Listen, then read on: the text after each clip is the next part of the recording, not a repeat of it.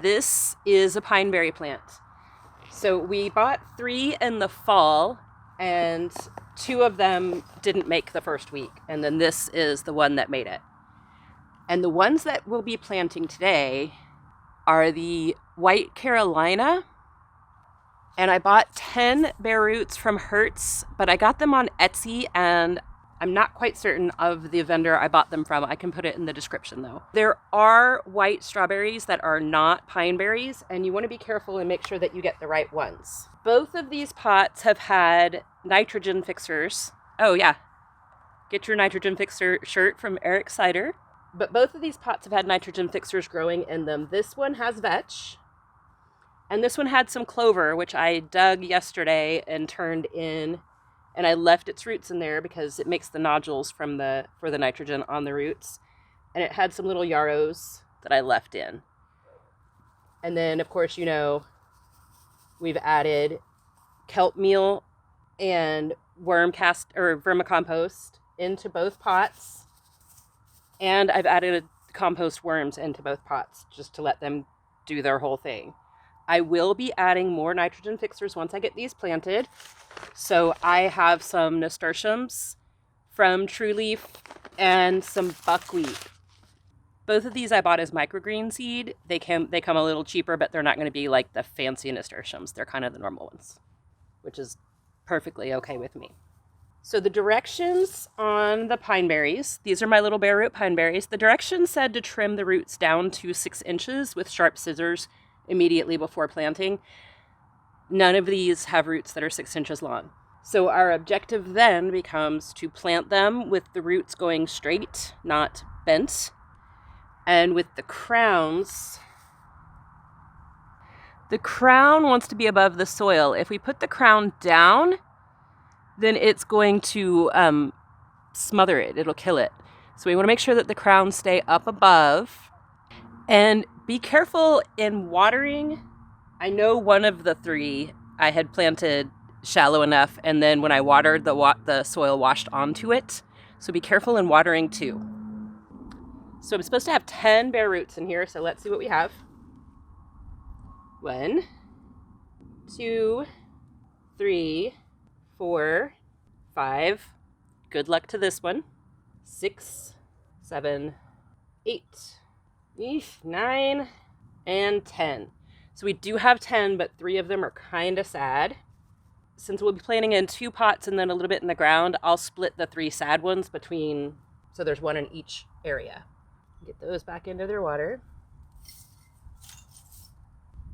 And then I'm going to use my Hori Hori. And I'm going to go straight down and pull back the soil. Drop my roots in. Hello, chicka chicka. And then lay my soil back.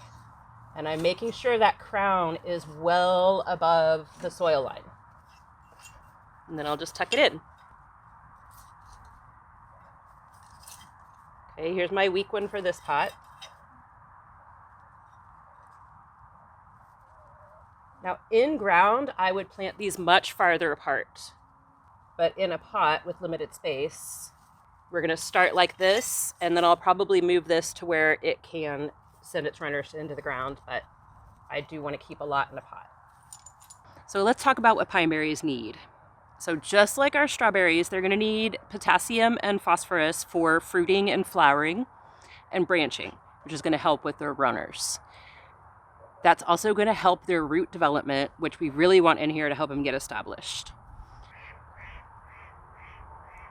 So for nitrogen, we did the nasturtiums and the buckwheat, and I talked about one of these pots already had clover in it, and one of them already had vetch.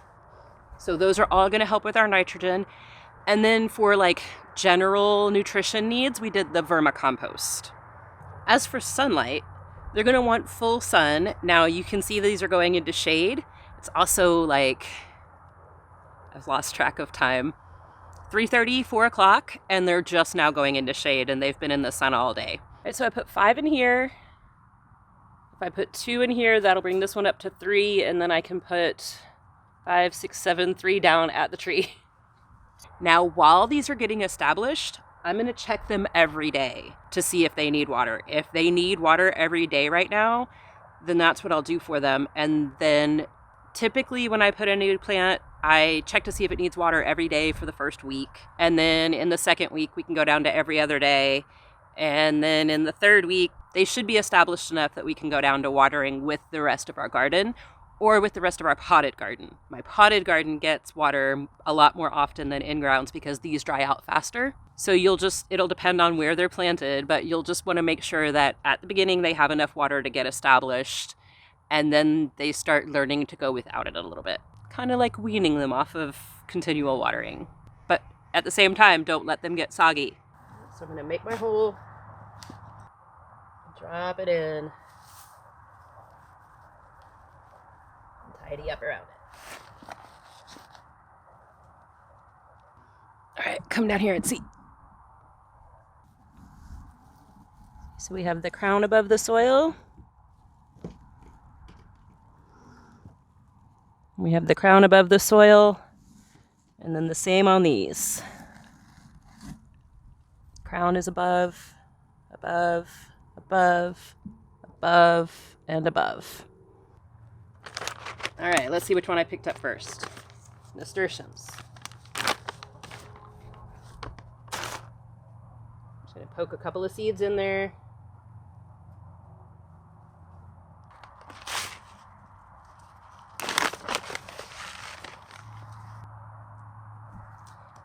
And then we'll just make a little buckwheat corner. And then we'll want to water them in, and you know I have mycorrhizal fungi in my water.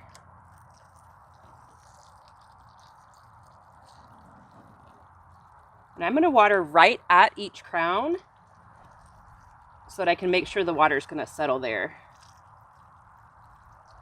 and the soil won't climb up around them.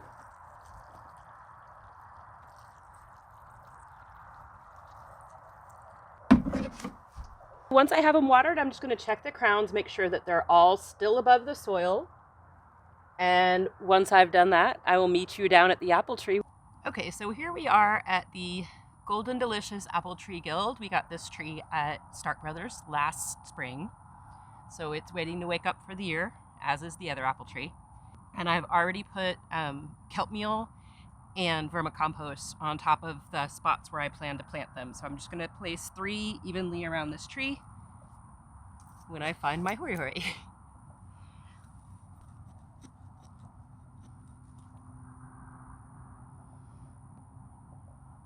Pretty little roots. I'm just gonna drop it in, and I'm gonna hold it where I need it and then press the soil down.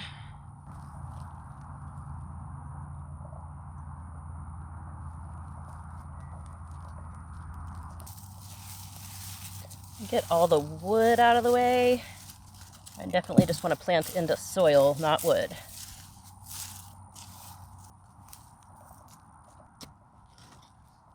This is one of the sad little ones.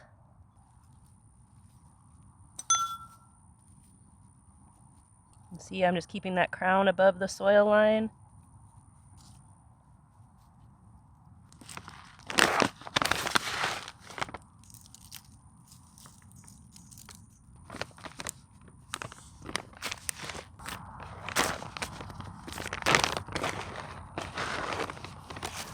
All right, and then we'll just plant some nasturtium seeds over here.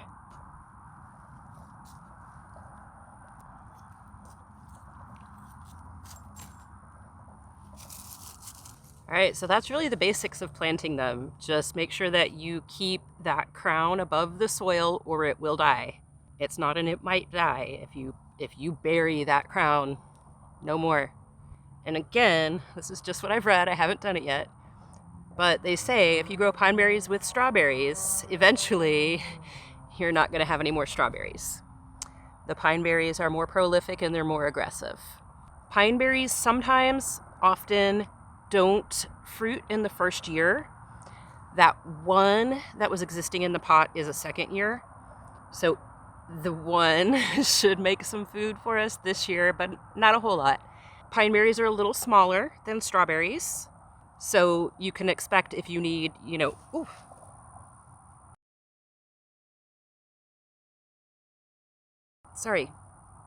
aggressive flying thing. For the same volume of pine berries, you're probably going to need to collect more individual fruits than you would for the equal volume of strawberries.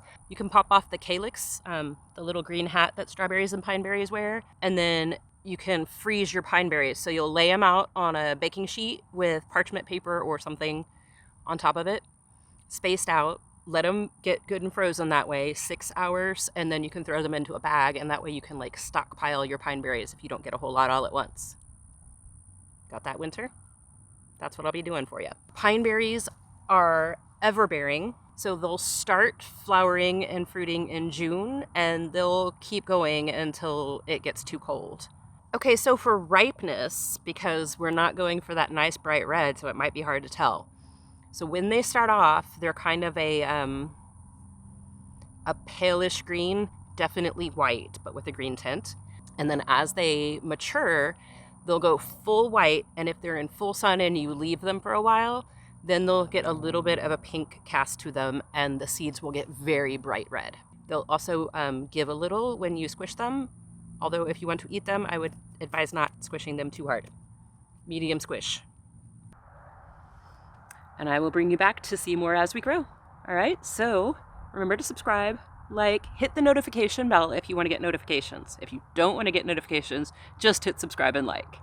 And leave me a comment letting me know if you've grown pine berries before and how they went for you. Alrighty? Later, y'all.